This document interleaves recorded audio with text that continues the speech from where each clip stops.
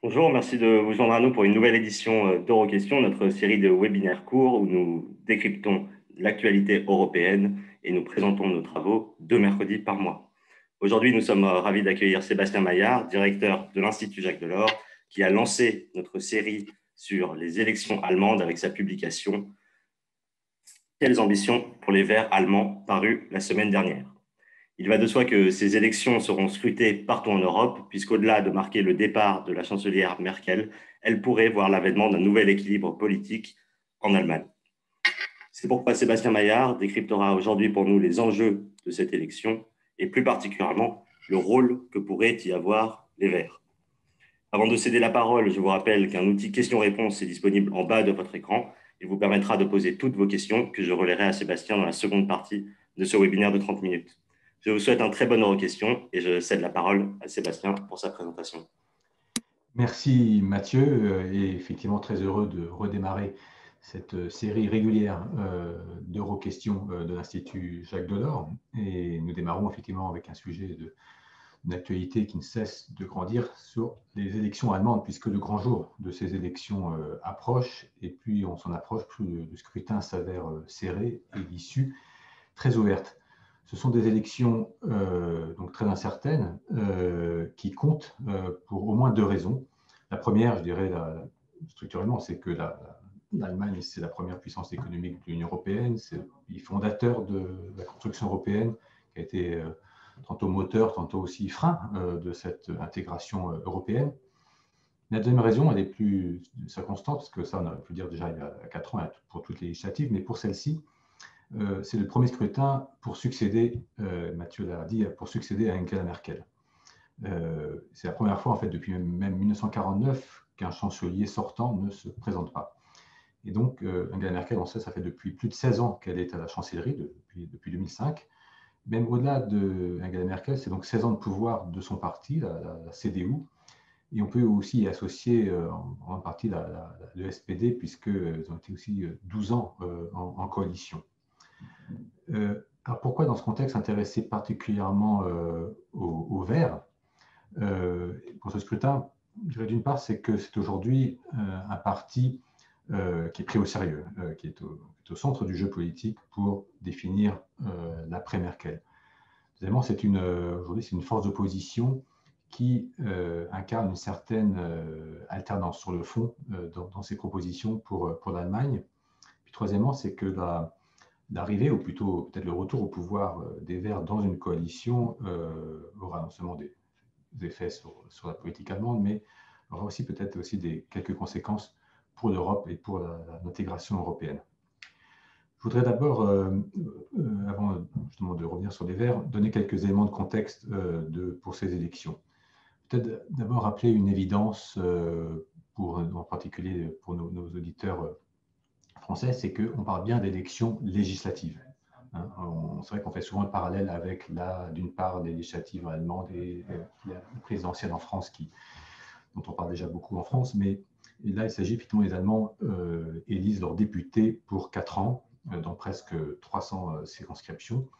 On est donc bien dans un régime parlementaire, donc ils ne sont pas en train d'élire directement le ou la future chancelière. D'ailleurs, on ne connaîtra peut-être pas forcément dès le 26 septembre au soir, le nom du futur chef du gouvernement allemand. Mais en même temps, une nuance, après avoir dit cela, c'est que on observe quand même une certaine personnalisation, si j'ose dire, présidentialisation de ce scrutin à travers ces têtes de liste. Peut-être parce que justement, encore plus, cette fois, il s'agit de succéder à Angela Merkel. Avant, il n'y avait pas trop de suspense, c'était plutôt quelle coalition gouvernerait avec Angela Merkel. Là, il y a cette personnalisation. On le voit à travers des débats télévisés. Il y a déjà eu un premier débat télévisé, il y en aura 2 autres avec les 3 principaux candidats. Donc ça, c'est un élément important. L'autre élément, c'est une élection assez complexe, parce que l'élection le système, c'est un système mixte qui combine un vote uninominal majoritaire pour un candidat et un vote à la proportionnelle d'une liste. Et on sait qu'un parti, pour entrer au Bundestag, doit avoir au moins 5% des suffrages exprimés pour le faire. Je vous renvoie à ce propos à notre infographie qui explique tout ça en détail. Mais effectivement, c'est une particularité peut-être du régime parlementaire allemand, c'est que contrairement à beaucoup de pays, le nombre de sièges n'est pas fixé à l'avance. Dans la chambre sortante que vous voyez à l'écran, il y en avait 709. Avant, il y en avait presque 100 de moins. On était sous les 600. On verra pour la suite. Mais il n'y a pas un nombre fixe. Puis, autre particularité cette année aussi à bien voir, c'est que c'est un vote en fait qui a déjà commencé. Le vote par correspondance est répandu.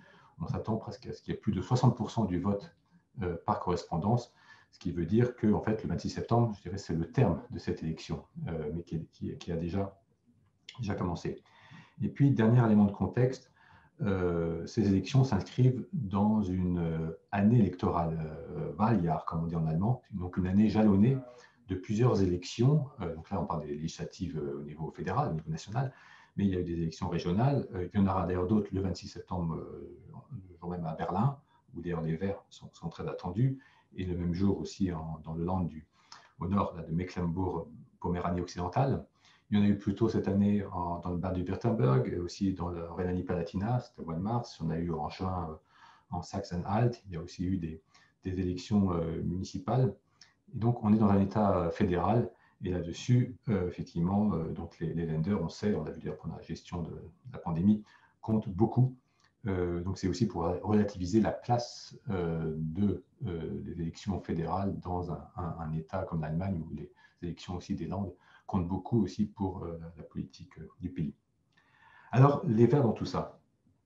Peut-être d'abord vous rappeler le décryptage qu'on a publié, que rappelait Mathieu en refait historique. C'est un parti qui, on va dire, qui est relativement plus jeune, beaucoup plus jeune que les autres. Il a été créé en 1980, finalement en même temps que beaucoup de ses homologues en Europe occidentale. On est donc très loin des grands partis traditionnels comme la SPD, qui est le plus ancien, qui a été fondé au 19e, ou la CDU-CSU plus tard. C'est un parti à la base qui est un petit parti, un peu à la marge, contestataire, hétéroclite, on dit anti-tout, il se définissait même lui-même comme un parti anti-parti, en tout cas qui était foncièrement anti-nucléaire, ça c'est le socle, et plutôt hors establishment. Et donc, pas du tout ce qu'on appelle un Volkspartei, un parti de masse qui couvrirait un peu toutes les couches sociales du pays. Mais à la fois grâce au scrutin proportionnel et grâce au système fédéral allemand, il a fait ses galons, il a fait ses premières armes politiques. Il est entré dès 1983 au Bundestag et aussi dans beaucoup de parlements régionaux. Et donc, il a été très vite confronté à l'épreuve du pouvoir. C'est ce qui explique au sein de ce parti la division qu'on a souvent opposée entre les realos et les fundis, donc les dogmatiques et ceux qui sont plus pragmatiques. En fait, ce n'est pas forcément une opposition tant de fond que de la manière d'arriver à ses fins. Ça rappelle un peu aussi l'éthique de conviction et l'éthique de responsabilité de Max Weber. Mais aujourd'hui, effectivement, c'est un parti dont la gouvernance est aux mains de ceux qu'on appelle les realos.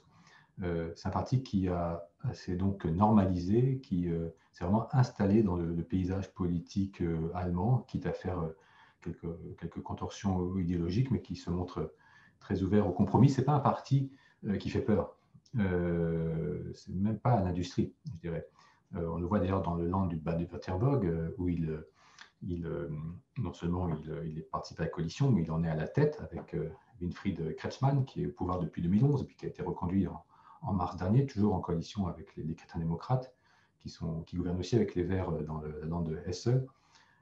En fait, au total, et vous voyez ici sur cette carte, les Verts sont dans 10 coalitions régionales. On verra d'ailleurs après ce qui se passe ailleurs, mais ils gèrent aussi des villes comme Cologne, Bonn. La maire d'Aix-la-Chapelle est une proche des Verts. Je le cite parce que Aix-la-Chapelle, c'est la ville du candidat de la CDU, Armin Laschet. Ils sont aussi à Tübingen, à Hanovre. Donc, ils sont vraiment, voilà, aujourd'hui, c'est un parti installé, un parti, pas un Volkspartei, mais un parti tout à fait fréquentable et un parti tout à fait avec qui il faut compter. Alors, c'est d'ailleurs un parti qui a une certaine dynamique, puisqu'il a vu ses effectifs doubler en 10 ans, quand la CDU elle-même en perdait perdu presque 40% de ses adhérents depuis 1960, et même la SPD encore plus. Mais ce n'est pas pour autant un Volkspartei, au sens, ce n'est pas un parti qui couvre toutes les couches de la population et tout le pays, ce qu'on peut voir peut-être dans le slide suivant. Qui aujourd'hui vote vert? Je dirais s'il y a un profil type, c'est plutôt quelqu'un d'assez jeune, quelqu'un d'urbain, assez aisé, très diplômé, et on le voit manifestement sur cette carte, c'est les élections européennes en 2019, qui est très, très ancrée à l'ouest, et globalement aussi, là ça se voit moins sur la carte, mais un électorat un peu plus féminin. Finalement, d'ailleurs, c'est des caractéristiques qu'on retrouve en partie aussi dans l'électorat des libéraux. Mais donc, c'est un parti qui est sociologiquement, on va dire, du milieu. C'est donc un parti qui aborde ce scrutin de 2021 avec voilà, une force militante importante. Il a passé la barre des 100 000, qui a un programme très complet, très détaillé, qui se veut très positif, très constructif, qui essaie d'opérer un numéro d'équilibre entre le réalisme et le changement radical. On va dire qu'il est sagement radical. Et qui, même au point d'ailleurs qu'il est aujourd'hui même dépassé par d'autres des listes vertes régionales plus ambitieuses. C'est un parti qui aborde aussi ces élections avec, je dirais, un atout et une faiblesse. Son atout, c'est son unité, puisque sa candidate, Annalena Baerbock, je dirais, a été désignée sans division, sans mélodrame. Ça s'est même fait en toute élégance avec un Robert Habeck, philosophe, qui s'est désisté pour elle avec une certaine élégance, donc peu de rancœur. Il y a vraiment, au printemps, on a vu les Verts qui ont tous unis derrière leur candidate, qui d'ailleurs répond au profil type des militants que je donnais, c'est-à-dire jeunes, 40 ans, c'est donc un certain changement de génération dans la classe politique, urbaine, diplômée, et voilà, donc et de l'Ouest. Et c'est effectivement, ça c'est un atout, mais la faiblesse vient finalement de cette même candidate qui, depuis qu'elle est en campagne, a fait plusieurs faux pas, a été aussi attaquée, mais en tout cas se révèle plus faible qu'attendu. Et au jour où nous parlons, son image a été sérieusement écornée depuis le début de cette campagne. Les sondages en faveur des Verts descendent. Et on va dire que même les différentes personnalités avec qui j'ai pu parler, proches ou sympathisants des Verts, ne croient plus en elle vraiment comme chancelière. Autant les Verts se voient dans une coalition, mais ne croient plus forcément à le fait qu'ils puissent vraiment y arriver à la première place. Et donc, on peut déjà se poser la question s'il n'y avait pas peut-être là une erreur de casting pour cette élection, dans laquelle, effectivement, on se souvient, au départ, en avril, ils avaient vraiment des sondages tout à fait en leur faveur. On est donc actuellement avec un scrutin qui est plein d'inconnus, scrutin qui se resserre. On peut voir dans le slide suivant. Il faut effectivement, c'est important dans les inconnus, on le voit, l'évolution des sondages ces dernières semaines montre le SPD qui maintenant caracole nettement en tête, qui devance même la CDU-CSU qui, même ces taux derniers jours, est passé sous la barre des 20% d'intention de vote. Mais tous ces sondages sont quand même à prendre avec beaucoup de précautions, au sens où les indécis restent nombreux, un taux d'abstention aussi qui est possible. Et d'ailleurs, les indécis, non seulement ils sont nombreux, mais aussi des électeurs. Je vous rappelle au début qu'ils ont deux voix, une voix pour un candidat, une voix aussi pour scrutin de liste. Et je dirais la coalition, elle commence déjà dans le bulletin de vote, puisqu'il n'est pas exclu, et puisque beaucoup votent aussi pour deux partis différents avec ces deux voix. Une autre inconnue, enfin en tout cas la caractéristique de cette campagne, c'est qu'il n'y a aucun thème vraiment dominant, sauf peut-être ceux que l'actualité a pu imposer de manière passagère. Je pense aux inondations meurtrières au mois de juillet, l'Afghanistan au mois d'août, la pandémie bien sûr, ou le logement aussi. Mais aucun candidat ne s'impose vraiment, il n'y a pas de charisme évident. Sans doute la campagne aurait été différente ou avec plus de couleurs. Si par exemple Markus Söder de la CSU avait été candidat, ou si Robert Habeck des Verts était entré dans la course, ils sont absents. Les Verts justement font campagne vraiment sur leur candidate, mais on ne voit pas d'équipe derrière, on voit vraiment la candidate toute seule. Et Merkel elle-même, jusqu'à maintenant et jusqu'à hier, en fait, a fait plutôt le service minimum pour le candidat de son parti, Armin Laschet. S'il fallait résumer, je dirais que il y a aujourd'hui, Armin Laschet, il mise sur quoi? Il mise sur la fidélité du socle électoral de ceux qui ont toujours voté CDU et qui ne voteront toujours CDU ou CSU par fidélité à leur parti comme un vote refuge. Scholz, lui, l'actuel vice-chancelier et ministre fédéral des Finances, lui, il joue quoi? Il joue sur sa stature. Il joue sur, à la fois, il se compare beaucoup, on le sait, on le voit, avec Angela Merkel. Il joue aussi sur le registre d'Helmut Schmidt, puisqu'ils sont originaires de la même ville et ils sont du même parti. Et voilà, il joue le côté homme d'État, d'expérience, très sérieux. Quand Annalena Baerbock, elle joue plus sur la volonté de changement, de dépasser le statu quo avec un style beaucoup plus direct. Mais au-delà de ces trois, il y a un quatrième acteur qu'il faut important à mentionner, c'est bien sûr, ceux qui on voit en jaune à l'écran, les libéraux, menés par Christian Lindner. Alors, ils ne briguent pas la chancellerie, mais ils ont très envie de revenir dans une coalition, puisqu'ils en étaient absents la dernière fois, ils avaient décidé de le faire. Et eux misent sur l'électorat CDU qui ne se reconnaît plus dans Laschet, qui veut une vraie droite libérale, sans complexe, pas trop centriste, comme l'est devenue la CDU sous Merkel. Et tout ça fait que, même si le SPD, encore une fois, monte dans les sondages, il y a de multiples combinaisons possibles pour l'issue de ce scrutin. On le voit ici, toutes les combinaisons possibles. Je dirais les Verts, en tout cas, on voit, sont dans beaucoup d'entre elles. C'est pour ça que c'est la partie qu'il faut regarder de près. On voit d'ailleurs, on l'a vu dans le slide d'avant, que dans les lenders, il y a déjà plusieurs coalitions très différentes au pouvoir. Là, on se dirige plutôt, en tout cas, vers une coalition, d'après l'état des sondages, à 3 plutôt qu'à 2 partis, ce qui peut donc faire attendre de longues tractations avant que le gouvernement soit complet, le temps de mettre en place un contrat de coalition. Au plus tôt à Noël, mais si on est à 3 partis, ça peut être plutôt encore après. Et donc, ce que je disais, donc le vainqueur du 26 septembre ne sera pas forcément, d'ailleurs, le futur ou la future chancelière. C'est important ce jour-là de regarder aussi qui arrive second. Et ça pourra aboutir à un compromis, donc à une majorité au Bundestag, pour former une coalition. Mais qui dit compromis dit peut-être difficulté de sursaut. Et je voudrais terminer en évoquant comment ces élections sont vues de Paris et de Bruxelles. Puisque à Paris, du moins, on attend une Allemagne qui soit prête à un peu sortir de sa zone de confort, sortir du statu quo. On sait qu'Emmanuel Macron rencontre deux des principaux candidats. Il a rencontré récemment Olaf Scholz et il va rencontrer Armin Laschet aujourd'hui même. Annalena Baerbock n'a pas souhaité, elle, cette rencontre.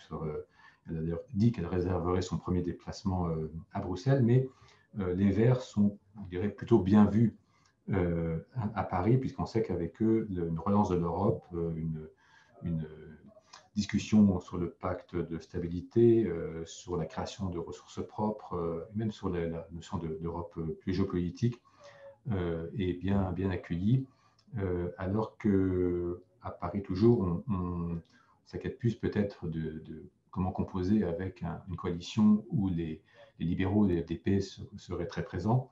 Non pas qu'ils soient pas européens, ils sont aussi très européens à leur façon, mais sur l'orthodoxie budgétaire, effectivement, les choses seraient beaucoup plus compliquées, d'autant que Christian Lindner, donc le FDP, brigue le ministère des Finances. Et là-dessus, d'ailleurs, sans doute que Paris, tout en, bien sûr, restant fidèle à l'amitié franco-allemande qui caractérise la diplomatie française depuis longtemps, cherche aussi à ouvrir d'autres relations. On l'a vu avec les Pays-Bas, avec Mark Rutte, avec Mario Draghi en Italie. Donc, peut-être aussi, il ne faut pas non plus tout miser, comme en 2017, sur la seule Allemagne. Vu de Bruxelles, je dirais l'arrivée, en tout cas des Verts, dans une coalition en Allemagne, ce serait une donnée politique importante.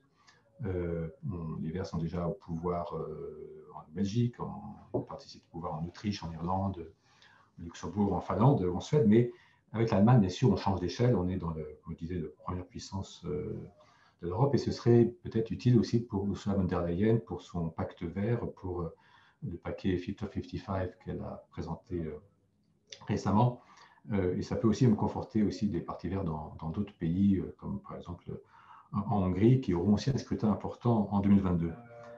En conclusion, je voudrais dire qu'au-delà de toutes ces inconnues, de toutes ces incertitudes qui m'incitent à rester très prudent aussi à ce stade sur l'issue de ce scrutin, une chose apparaît certaine, c'est que la future coalition sera pro-européenne. Peu ou prou, à des degrés divers, mais pro-européenne. Aucun des 4 partis que j'ai cités n'a un ton anti-européen. L'AfD, le parti d'extrême droite, n'est pas attendu avec un score aussi élevé qu'il y a 4 ans. Rappelez-vous qu'il y a 4 ans, lorsqu'on regarde les journaux après les dernières élections, au contraire, c'était l'entrée de l'AfD au Parlement Bundestag qui faisait de la une. Là, que ce soit le Die Linke ou l'AfD, on sait que la future coalition se jouera plutôt entre les 4 partis que j'ai mentionnés et donc finalement un gouvernement plutôt au centre-droit, centre-gauche, centre-vert, si je puis dire, ou plus libéral, mais ça se joue là-dessus avec un des 4 qui sera aussi dans l'opposition.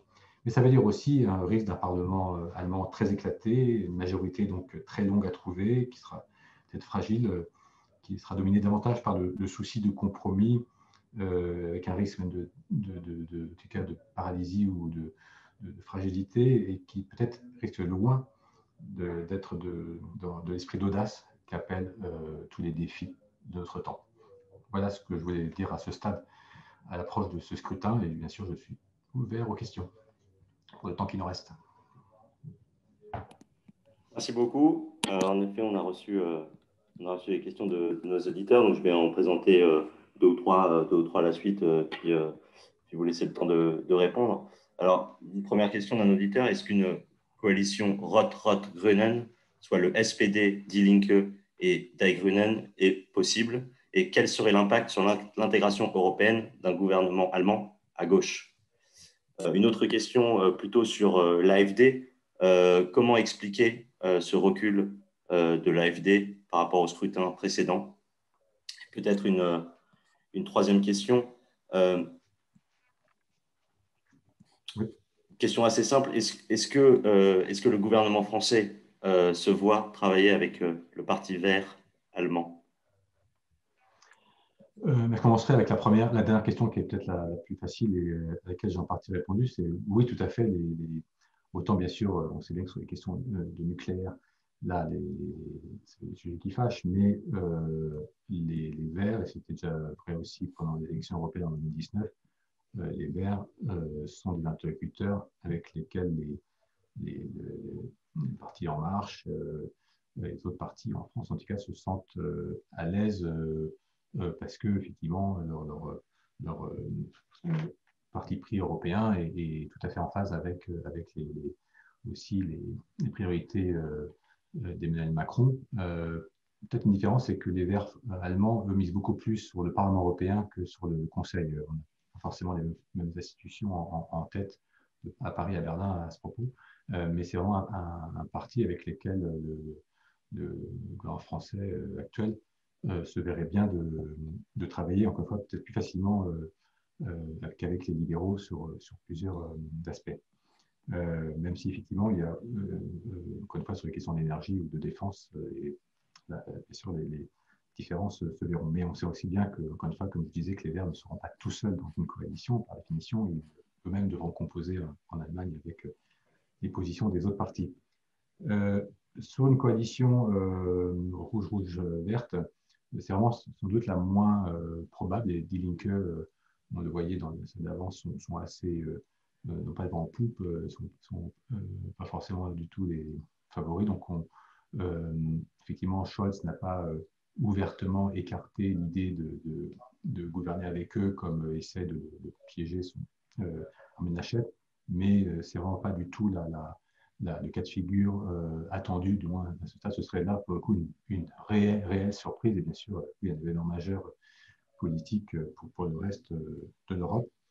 L'AfD, dans cette élection, c'est avant tout victime de ses propres divisions internes, qui fait que les effectivement, ils abordent cette élection en mode plus dispersé et surtout, ils se sont aussi bien radicalisés. Il faut rappeler que dans cette campagne, eux, ils font campagne pour une sortie de l'Union européenne, pour une sortie de l'euro. Donc, c'est des thèses très fortes, alors que l'engagement européen en Allemagne est presque une raison d'État. C'est quelque chose de très ancré dans la population, sans doute d'ailleurs beaucoup plus qu'en France. Merci beaucoup. Deux questions plus précisément, pour revenir sur les Verts allemands. L'entrée des Verts dans une coalition gouvernementale peut-elle avoir des conséquences sur le projet Nord Stream 2, qui a fait couler beaucoup d'encre? Et autre question, un auditeur nous dit: il semblerait que les Verts n'arriveraient qu'en troisième position après les élections. Quelle pourrait être la réelle influence des Verts dans la future coalition? Alors, sur Nord Stream 2, effectivement, c'est un point de division entre les partis. Et il y aurait là-dessus, effectivement, le Vert sont eux très clairement contre ce gazoduc, qui on sait est pratiquement achevé. Hein. Mais ils trouvent que c'est effectivement une très mauvaise idée. Le SPD est plus prudent sur le sujet. Et le FDP, lui, souhaite que la mise en service de ce gazoduc se fasse en concertation avec nos partenaires européens. Mais c'est vrai que c'est les Verts qui sont peut-être le plus vont debout contre ce projet. Et là-dessus, ce sera effectivement peut-être un des objets de compromis dans la coalition. Peut-être que les Verts devront accepter et faire quelques sacrifices dans leur programme pour que ces deux pouvoirs, jusqu'à quel point ils seront prêts à le faire, c'est une question pour eux. Mais effectivement, ce sera sans doute dans la balance. Est-ce qu'on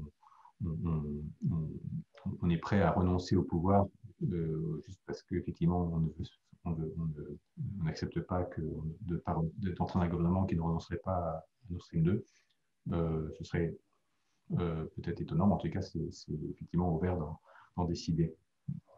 La deuxième question était, et moi Mathieu. Quel impact pourrait avoir les Verts dans une potentielle coalition alors qu'ils sont pressentis? Oui, voilà, oui. exactement. Effectivement, le poste un des postes dont il brigue, c'est comme du temps de Joschka Fischer avec Schröder, c'est le poste au départ de vice-chancelier, donc aussi d'être ministre des Affaires étrangères. Donc là, ils auraient un vrai impact sur la politique étrangère, notamment les relations en France avec la Russie ou avec la Chine, où ils prônent plus de distance qu'actuellement. S'ils sont en troisième position, effectivement, ils seront par rapport au SPD ou à l'FDP en beaucoup moins influents par définition. Et là, tout dépend quel portefeuille ils occupent. Mais je pense qu'il y a aussi des thèmes transpartisans et l'environnement, la protection contre le changement climatique. Et bien sûr, les Verts sont les plus attendus là-dessus, mais ils n'ont pas le monopole du sujet. Et il faudra voir que c'est important soit l'engagement transatlantique, l'engagement européen, la prudence aussi vis-à-vis de la Chine. Et bien, tout ça, ce sont des inflexions qu'on pourra peut-être voir à l'œuvre, et c'est des choses qui sont transpartisanes au-delà de cette place des Verts dans la coalition. Merci beaucoup. Je vais peut-être terminer donc par deux questions supplémentaires. Une sur le succès du SPD, en tout cas dans les sondages. Est-ce uniquement dû à la personnalité ou est-ce que c'est un dynamisme retrouvé qui peut être expliqué par d'autres raisons? Et la deuxième question, tant que le contrat de gouvernement n'est pas rédigé et approuvé, quelle est la marge de manœuvre du ou de la chancelière sur la scène européenne? Alors, première question sur effectivement le SPD dans les sondages, c'est vraiment lié à la chose. En fait, c'est un peu des vases communicants, c'est-à-dire que lorsque Armin Laschet baisse dans les sondages, et c'est vraiment lié à sa réaction vue à la télévision, son rire maladroit pendant la suite des inondations meurtrières, effectivement, elle a vraiment fait descendre en flèche, et donc il y a une partie qui s'est reportée en partie sur en fait qui est le plus sérieux, qui incarne, parce que la chose, c'est pas du tout le favori des militants du SPD au départ. Il est vraiment à la droite de son parti. D'ailleurs, les trois candidats, les trois principaux prétendants sont quelque part en léger décalage avec leur propre base, sauf peut-être pour Annalena Baerbock. Mais Olaf Scholz, lui, c'est effectivement parce qu'il joue sur la continuité, paradoxalement, avec Merkel, qui joue sa stature d'homme d'État, d'expérience, de sérieux, des sortes d'héritier d'Helmut Schmidt, qui monte. Donc c'est vraiment sur son nom que sur le nom du parti, qui s'apprêtait plutôt jusqu'à maintenant, au contraire, à faire une cure de position après avoir été, comme j'ai rappelé au tout début, 12 ans dans les grandes coalitions. Le gouvernement, en tout cas, ce qui est sûr, c'est qu'après 26 septembre, le temps que tout cela se passe, et j'ai dit ça peut prendre des semaines, voire des mois, avant qu'on ait un nouveau gouvernement, nouveau gouvernement fédéral en Allemagne, la chancelière restera, comme on dit, en affaires courantes. Peut-être d'ailleurs, est-ce que c'est elle qui encore fera les vœux du Nouvel An le 31 décembre, c'est à voir. Dans tous les cas, elle ne pourra pas prendre de décisions aussi majeures que celles qui sont, on parlait par exemple d'arrêter Nord Stream 2, ce qui n'est pas du tout d'ailleurs dans son intention, mais elle aura bien sûr des marges beaucoup plus limitées du fait du fonctionnement du propre régime parlementaire allemand. Ce qui est à craindre peut-être, et je finirai par là, c'est que le gouvernement allemand se mette en place en Europe au moment où nous, en France, on rentrera en pleine période électorale. Et donc, voilà, le coup franco-allemand va être pendant un certain nombre de temps dans l'instabilité avant d'être vraiment opérationnel de part et d'autre du Rhin.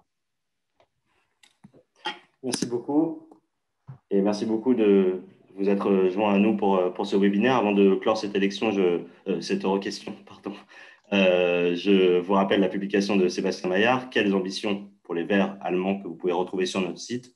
À noter également l'infographie que nous avons publiée cette semaine sur le mode d'emploi pour ces législatives allemandes. Enfin, hier, notre centre énergie a publié la transition énergétique allemande, bilan de 20 ans de choix politiques, et ce sera d'ailleurs le sujet de notre prochaine Euroquestion, puisque nous accueillerons Thomas Pellerin-Carlin, directeur du centre énergie de l'Institut Jacques Delors, le 22 octobre, de 14h30 à 15h, sur le sujet du tournant énergétique allemand. J'en profite pour mentionner qu'une publication paraîtra sur les différents choix de politique extérieure qui pourraient être pris après ces élections allemandes. Je vous remercie pour votre attention et je vous dis à très bientôt. Merci. Au revoir.